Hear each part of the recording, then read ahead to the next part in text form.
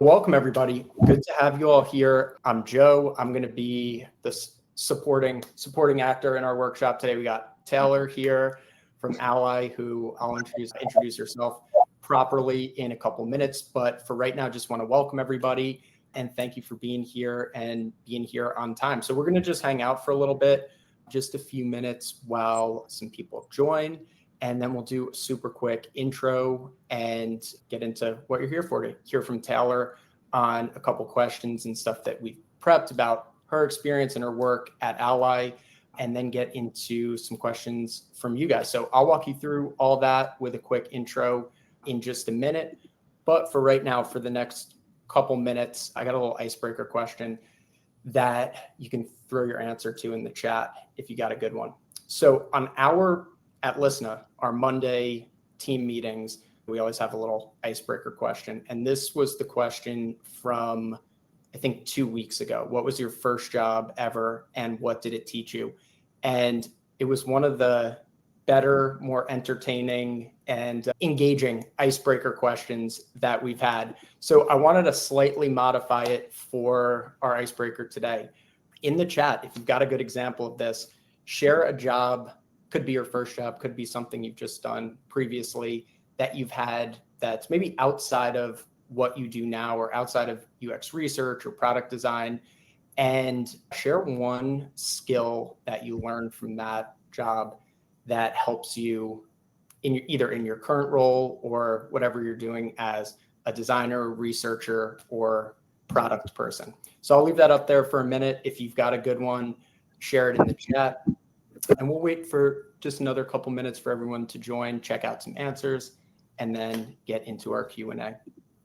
Private investigator. Okay, that is a good one for you. That is a really good one for UX research.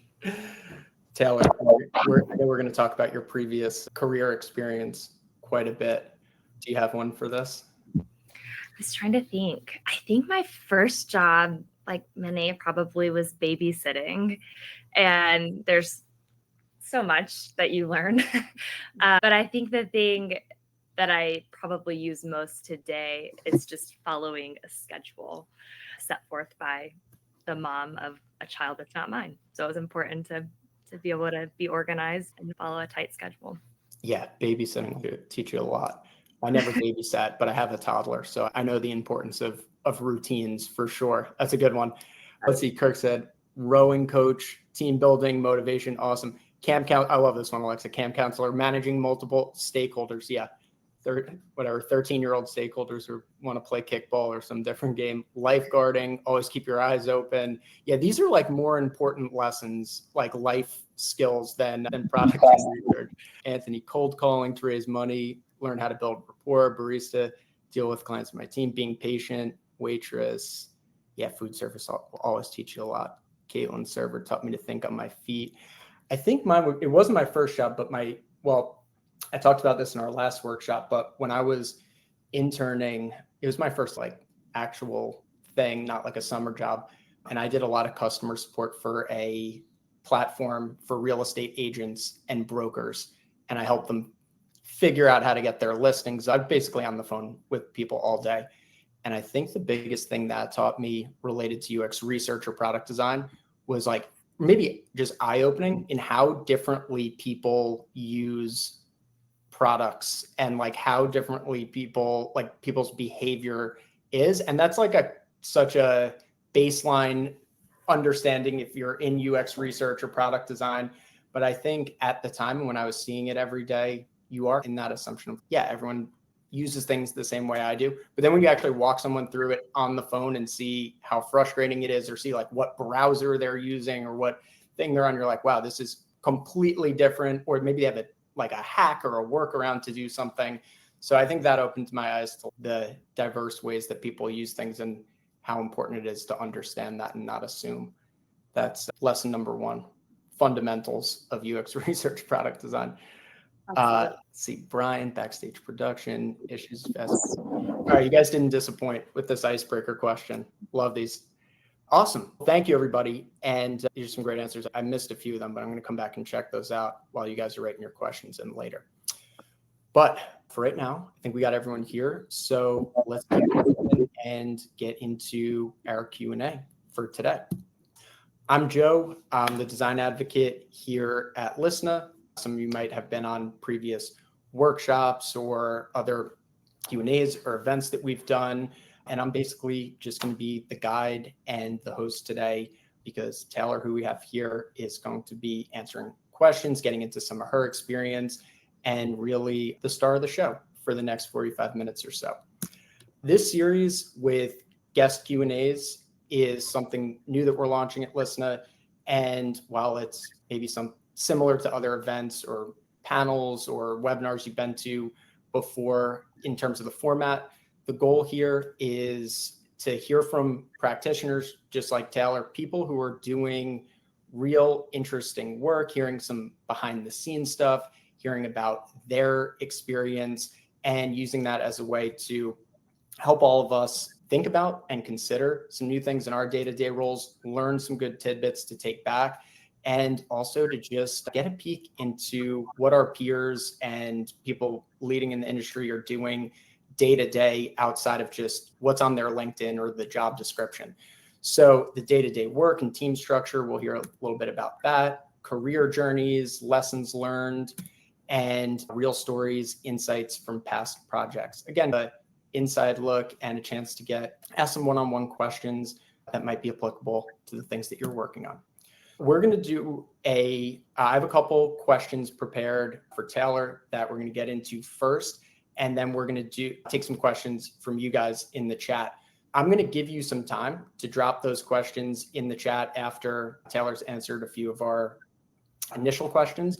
But that being said, if you have a question, just put it in the chat as we're going. If Taylor mentioned something that you want to follow up on or ask about later, just type it in. We're going to come back to that in a little bit, pull out some questions to answer, and get to them live here. So drop your questions in as they come up, and I'll screen them and hopefully get to most of them a little bit later.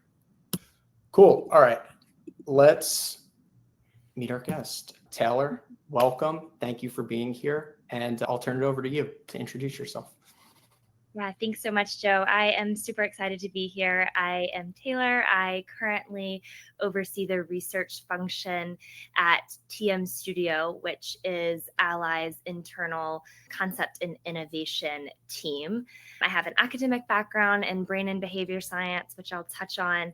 And before coming to Ally, I worked in the music and entertainment industry doing brand and marketing research. I'm super excited to be here. I love these events. I think they're so important, and just understanding different career paths and hearing from different people. So excited to be here with you all. And yeah, let's get into it. Awesome. All right, cool. First, Taylor, we'll set the stage a little bit. Tell us a little bit about your background, how you got into your current role, maybe some of those things, going back to our icebreaker question of your previous experience and kind of journey into where you are now. Yeah. So like many researchers, I stumbled into a career in consumer insights. And I think to fully explain my background, I really have to start from a young age. And when I was a little girl, I drove my parents insane, asking why. I'm sure there are parents on the call and you can relate to this, but I essentially have always followed that natural curiosity.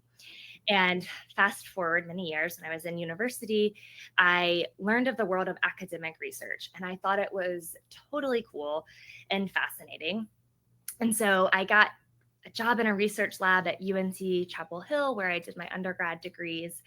And in those roles, I was doing very traditional academic research. So think biosamples and MRIs and some qualitative interviewing, but just very strict academic research. And I loved it. I loved how much it satisfied my natural longing for why. And I loved it so much that I decided that I was going to be a professor and I was going to get my PhD and I was going to do research until the end of time. And spoiler, that didn't exactly happen. So fast forward, I did start a PhD in brain and behavior science. And in my first semester, I realized that I was looking for something even more from this natural curiosity I was chasing. I wanted to see the work that I was doing come to life. I wanted my insights to impact things and things that I could see directly in my world around me, and ultimately realized that a journal article for me personally wasn't the finish line that I was dreaming of. And so through a very important mentor, I learned of the possibilities of a career doing research outside of academia. And I really could talk for hours on the importance of just mentors alone. They're so critical. But this mentor in particular really helped to kickstart my career. And I allowed myself a pivot. And I pivoted away from that planned PhD that I was so set on, and that I had just created this very clear path for myself. And maybe some of you have experienced similar pivots in your career, but I made the decision to get my master's degree and begin a career in consumer insights. And that's what I did. I started, as I mentioned, my insights career at SiriusXM and Pandora, doing brand and consumer insights specifically. And I really loved it. I loved what I was researching. I was talking to people about their favorite music artists. People were very passionate about music. It was really cool that A-list celebrities were like often joining our all hands. Like, it was just a very fascinating job. It was amazing. I would see the campaigns that I had worked on billboards in Times Square. But I found myself coming to a point where I wanted to pivot again. And I wanted to see what it would be like to take that impact a step further, and what it would be like to see my research impact products, and net new products at that. And so that sort of led from my pivot from brand and marketing research, even within the research industry, to product and innovation research. And so about a year ago, I joined TM Studio, which I mentioned is our concepting and innovation studio, to oversee the research that happens here. And it's been wonderful and so much fun. And that natural curiosity is still just completely and totally satisfied, which is wonderful. Awesome. Yeah, I don't know if anyone in the chat wants to chime in, but I feel like I felt like this, you just said it, Taylor, like a lot of us in research and product have had, from whatever backgrounds we've come from, we've had that drive to see the end result of, see it actually, even from your earlier career, something up in Times Square, but with research, like a product, see it actually come to fruition. I feel like that's often the common thread in the backstory of someone making career switches to research, product design, stuff like that. And I definitely also think that's curiosity at a young age. Totally. Maybe I'm relating it to myself too, but I've seen it. My son, my chat GPT history is like writing emails and stuff. And then it's like, why are alligators green? Are there white alligators? So maybe there's something there too, where, I don't know, all of us here got into it had that path set out to us from a very young age. Awesome. So let's get into my next question here. Also a bit about what you're working on now with Ally, your team, your process, little look inside the stuff that you guys are working on every day. Yeah, totally. So I guess I should first start with who my team is. We're a really small group. There are only 5 core team members, and we all have completely different roles. So under our director, we have a strategist, we have a facilitator, we have a UX designer, and we have me as the researcher.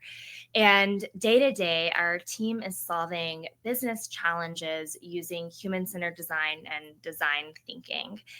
And without turning this into a lecture on design thinking, we essentially tackle business challenges by moving through the steps of this process. And we start with empathizing with the consumer. So listening to the consumer and what their true needs are. And we do this through qualitative interviews and quantitative surveys primarily. And Something that's unique about the team is that we take a really democratized approach to research, meaning that under my oversight, everyone is conducting research no matter what their traditional role might be. And I think there's something really magical about that, in that it really helps people to empathize directly for themselves with the consumer. When you're talking one-on-one, our designers are interfacing directly with consumers about maybe a prototype that they've built. There's just something magical there that wouldn't exist if I was just, as the researcher, conducting all of the interviews and the team was listening in. And so then we synthesize that research to understand and define unmet consumer needs, with which we then bring those forward into an ideation session. And I'll tell you, this part of the process I just absolutely love, because we get to take the insights that step further and we get to come up with creative solutions to address them. And so we do this, for those of you who aren't familiar with an ideation session, it's a large cross-functional session where we're bringing in people from all around the company, all different types of roles, close to maybe the challenge we're solving, but also maybe not close to the challenge that we're solving. We brief them on those key insights that we've learned, and then we all put our brains together and come up with as many possible ideas that we can to solve those unmet consumer problems. And so coming out of an ideation session, we have hundreds of ideas that then we as an innovation team worked to build out further and begin to test to see which might hold water. And we do that through, it could be something as simple as testing a storyboard or a wireframe or a concept card, just something that we can quickly get in the hands of consumers to get their feedback to help drive our process and help us determine where to put our energy. And then towards the end of the project, we may start to develop low or medium fidelity prototypes that we're then testing as well. And the process essentially continues until we have reached a place where we have the outcome might be a couple of landing pages, or it could be a more fleshed out product or feature, or it could be a really rich body of insights that we then hand off to the business and our key stakeholders.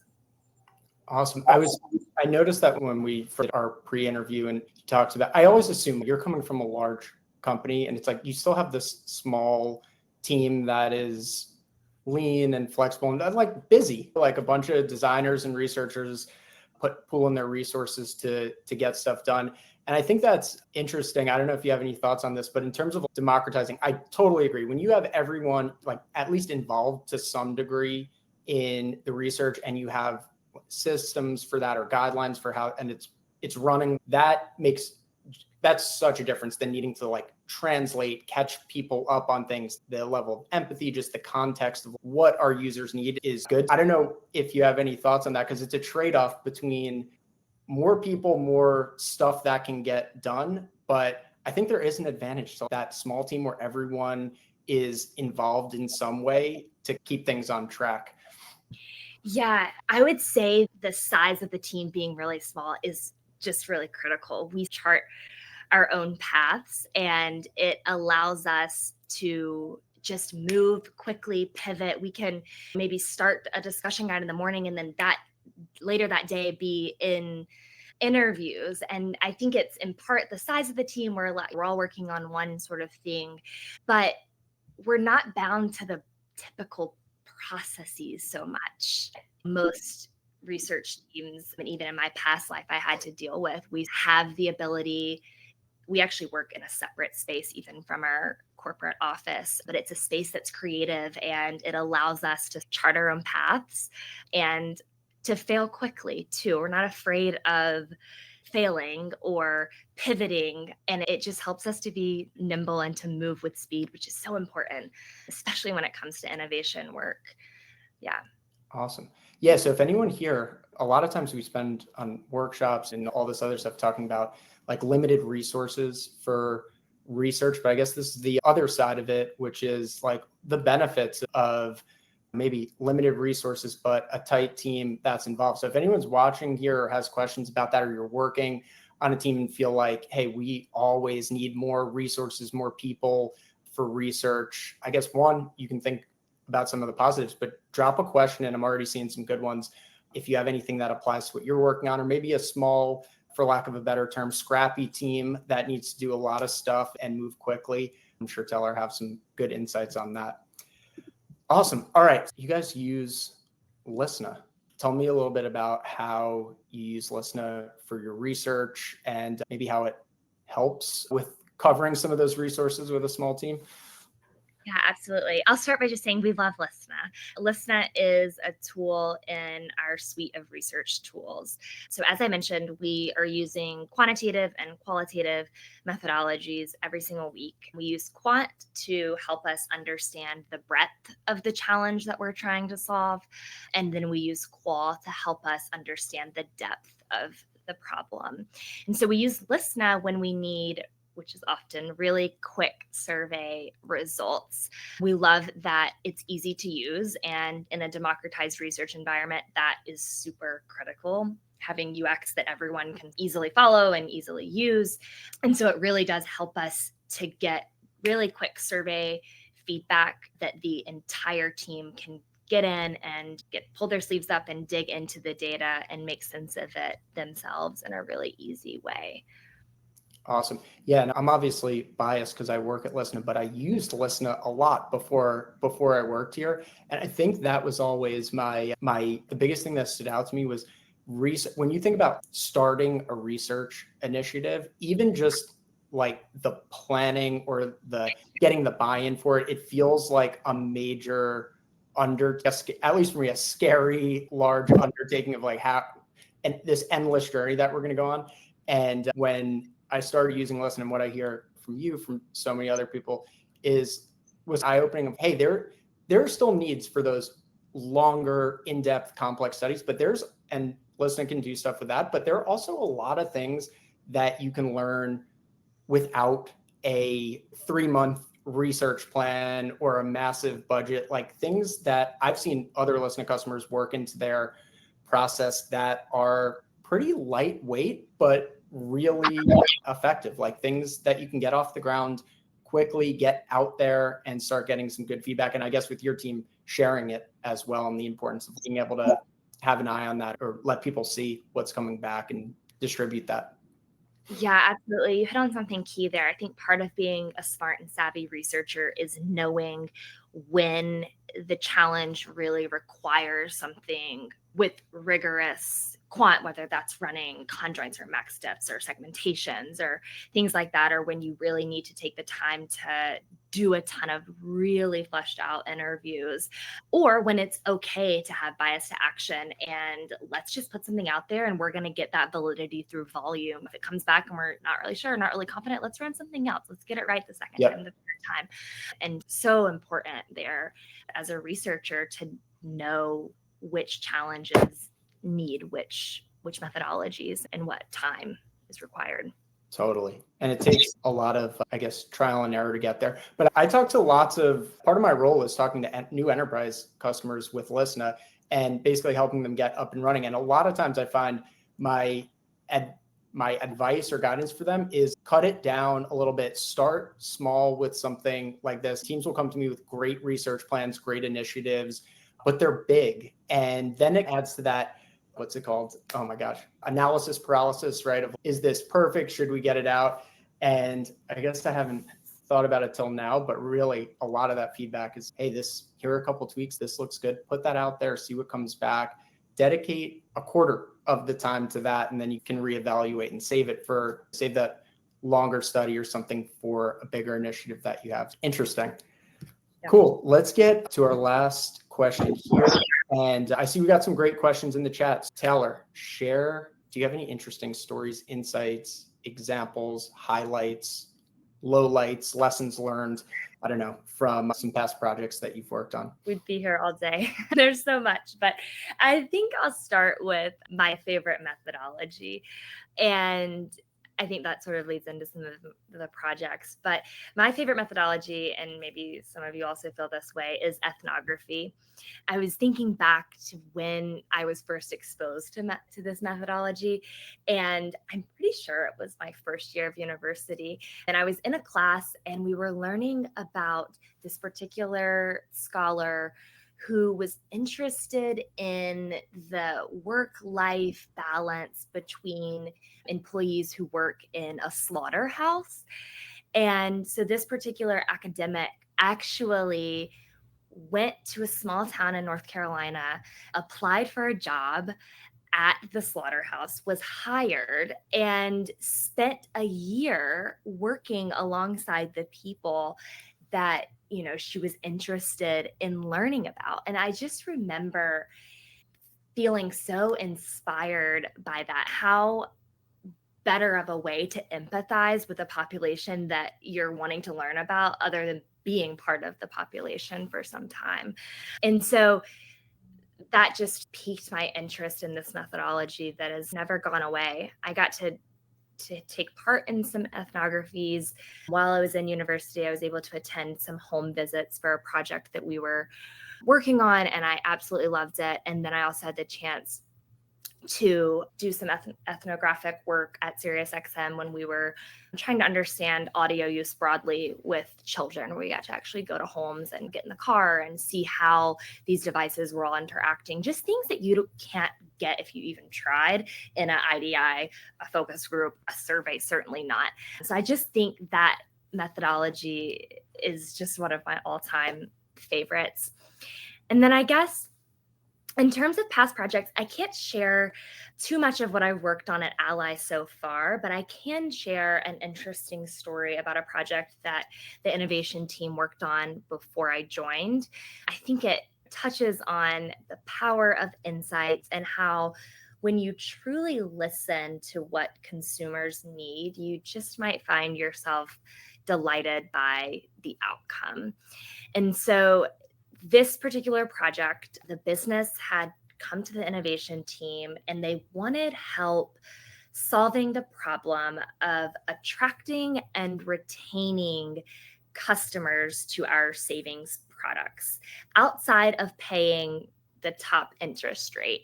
And keeping in mind that interest rates are costly for the bank to have to pay consumers. And so the team stepped back and took a really broad approach to just understand savings behaviors more broadly. And lots of interesting things came out. But one of the interesting things was that people were like Frankensteining their savings accounts. They may have one account at one bank that was for their emergency savings, and then they may open another account at another bank that was for their wedding, or even within a singular bank, having multiple different savings accounts for these different things that they were working towards. And this was multiple weeks, but what ended up coming out of this was this feature that allowed people to, within one account, bucket their savings. And so you could create the typical things like a pet fund or an emergency fund or wedding or car, but you could also create anything custom that you imagine. So maybe you want to go to a Beyonce concert and you want to create a bucket for that and start saving. And so the innovation team, through the design thinking process and through really listening to consumers' unmet needs, came up with this tool that has been wildly successsul. It actually, when I was interviewing the team for this job, the team was telling me that feature came from this team. And that's actually the reason that I was an Ally customer anyways to start with. So I was totally fangirling. But what came from that tool is that people were more attached to their savings account. And it created a stickier and more engaged customer. Whereas if we fluctuate the rate a little bit, they're less likely to leave, because how could they leave their Beyonce ticket bucket behind? If they were to leave, it'd all be bucketed into one thing. So I think that story is just such a fascinating example of how, first, when you go broad, you cast your net even wider, and you really listen to your consumer and get close to them, you might be surprised at what you uncover. It's been wildly successful for Ally. So I just love that story. Buckets. Love it. So when Taylor, for everyone here, when Taylor gave me a preview of that story when we did a little pre-call a couple of weeks ago, I loved it. I was like, you definitely have to share that on the Q&A, because especially because it's just called buckets, which is, maybe I'm relating too much to it, but I'm like, that's how I am the person who does the Frankensteining of stuff and accounts and like savings. But I thought it was also a really good example, especially for a financial product, because a lot of times it's so easy to get, even as a researcher or product person, to get lost in the sauce of like internal stuff and business goals and like all the ways that you view a product, which like when you're in it every day is different than how people outside. But for you to really do that research and break it down into something that I think is real, it's relatable to me, maybe some other people here, but also just something is like fundamentalist, calling it like buckets and having these different accounts. It's so the opposite of internal jargon and goals and made up things that people might want. It's like dead simple. It's something that's I'm sure it wasn't simple to the implementation and all the stuff around it, but like it really is listening, not a weird messed up version of what people want, but actually just like hearing them and the things that they're saving for and turning that into something useful. And obviously it's something you like and something that's been great for Ally. Absolutely. You've got to get yourself, you should get yourself an Ally account, Joe. And shout out to the innovation team that worked on that. Like I said, that was before I joined, but it's just such a fascinating story. Love that one. Give the people what they want. Buckets for their Beyonce savings. Thank you, Taylor. All right. I'm going to open it up for some questions from you guys. I'm going to do a super quick wrap up at the end, 1 minute. So we'll take the rest of the time to answer some questions. So we have some great questions in the chat so far that I put over on the Q&A tab. So Taylor, if you want to check those out and see if any stand out to you. But other than that, let me give everyone just a minute or two to drop some questions in. Anything you have for Taylor, follow-up questions on anything that Taylor mentions. I'll be quiet for a minute, let you drop those in, and then we can tackle a couple of these. Also, while you guys are writing those in, I forgot to mention this at the beginning, but the webinar is all recorded, so you guys will get the recording right after this. I do have a link to the slides I could put in the chat. You might not need the slides, but I can include those in the email after. But this is all recorded, and you guys, since you're here, signed up for it, you should get that out in an email after. Let's see, customer acquisition. Cool. So feel free to keep jotting those down. And Taylor, if you see any here, I'll pull it up on the screen. We got Alexa, Gran, Gamaliel. Please tell me if I'm pronouncing your name incorrectly, and I'll get it right. And Anna. Yeah, I could go ahead and start as people are thinking of other things. And I'll just start with the first one from Alexa. Does the team tend to work on your projects together as a group? Do people work on independent projects as well? I love this question because it was something that was completely different to me when I joined Ally compared to my past role and compared even to academia. So the entire innovation team is working on one project, the same project at a time. So we're all tackling the same business challenge, and it really helps us to stay focused. I'm sure some of you on the call can relate it when you're in maybe a more traditional research role. You have a stakeholder may tap you for a number to pull, and you have to do some analysis there, and then you may get pulled in this direction, and then, oh, by the way, you have a readout this afternoon. But having the team all work on one project at a time helps us and protects us from that context switching that typically happens, which ultimately helps us to just move with speed. We can be so much faster and more efficient. And then to the second part, do people work on independent projects as well? I'd say in terms of like business imperative projects, we're all working on one project together, but there are certainly development things we all are involved in different aspects of the business, taking part in different things, but primarily all focused on tackling one project at a time together, which was certainly an adjustment. But I think it's it's really important for us to be able to be scrappy and to move quickly. Yeah, totally. Is that something that I feel like a lot of people here might relate to being, like you said, pulled in different directions. That sounds really nice to all be like, it sounds like really the only way that you're able to get as much done as you can as a small team. Is that has it been there? I mean, I know you haven't been at Ally forever, but is that something like you came into in the job and that was already kind of part of the culture of your team or the company? Yeah, and that's always been the case with this team. When the studio was founded, it was intentionally put at a place offsite away from the corporate center so that this team could be protected from the tapping shoulder. Hey, I need this. Hey, can you do this? Hey, can you do that? And so it's always been a part of the way this team works and really central to, I think, one of the things that makes the team so successful. Awesome. I'm going to check the chat, but Taylor, let me know if you see any others. Yeah. So how do you organize and prioritize UXR insights? Yeah. What tools do we use? So there's a whiteboard behind me. We have a ton of whiteboards in this space. So it's not uncommon that we just like open an Expo marker and start like pulling up beside a board and writing out our thoughts. I'd say we also use Mural a lot as well to help with note-taking and interviews, and then also synthesis that way.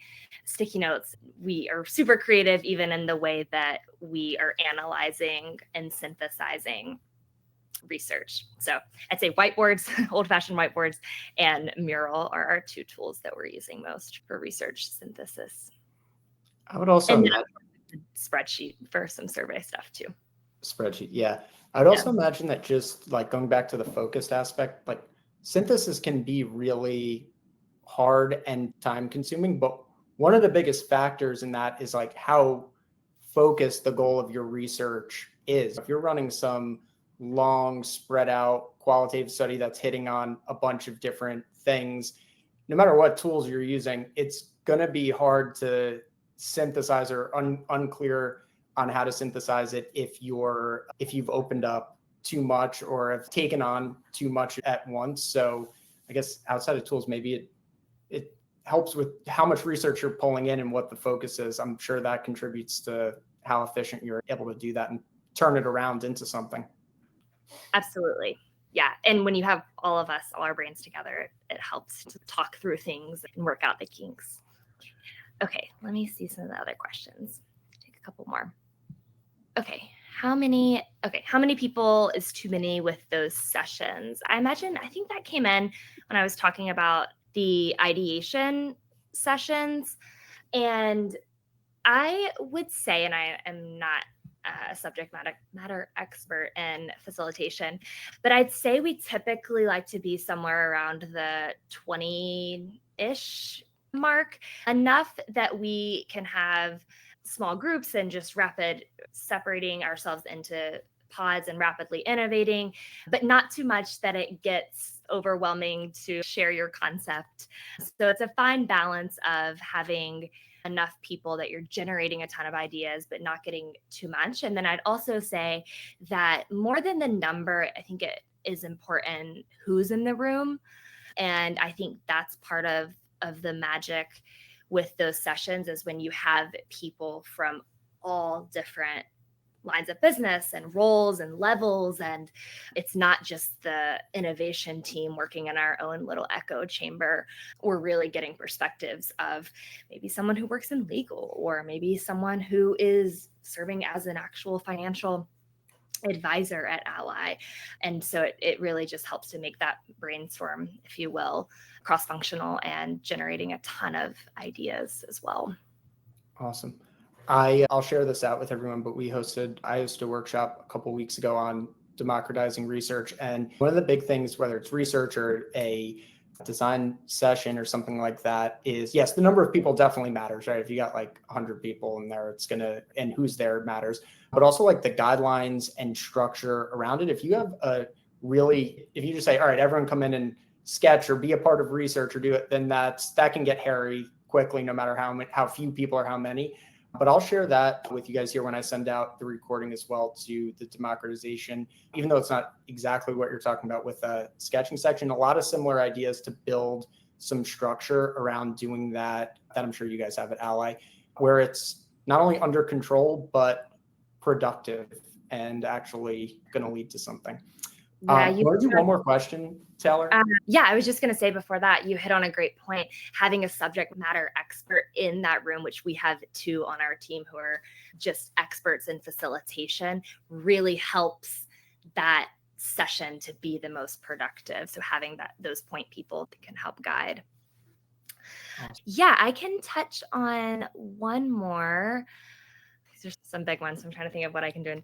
I can address how do you prioritize activities of each member on your team.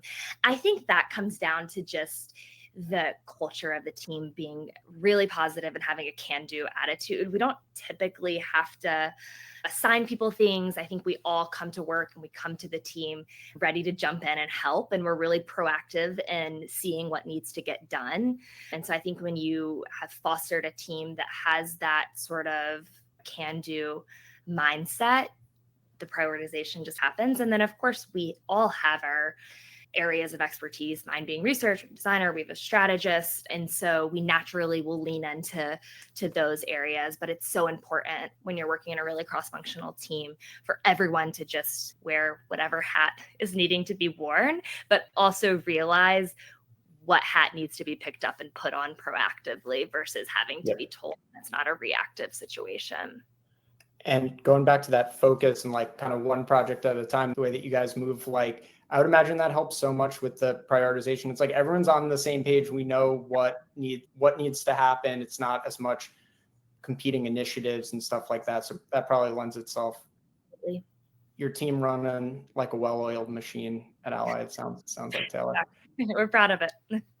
Awesome. Let me wrap it up there. I know we're a minute over here, but I'm going to share this link with everybody here. I can actually just drop this in the chat. This is a quick feedback form. It takes about 2 minutes. Just leaving some feedback on the workshop here today. Also, there's some space in there to fill out other topics, things you guys want to learn about in future workshops, Q&As, stuff we're going to do a lot more of. So check that out if you get a second and drop some feedback in there. I'll include that when I send out the recording as well. First and foremost, Taylor, thank you so much for doing this. And I have a lot of follow-up questions too, so I wish we could keep going, but thank you so much for sharing all of this and for the concise but very helpful, detailed answers to some of these questions. And for everyone here, thank you so much. Thanks for joining, for the great questions. I hope you enjoyed this. We're going to do some more Q&As going forward. So hopefully keep an eye out for those and you'll join us here again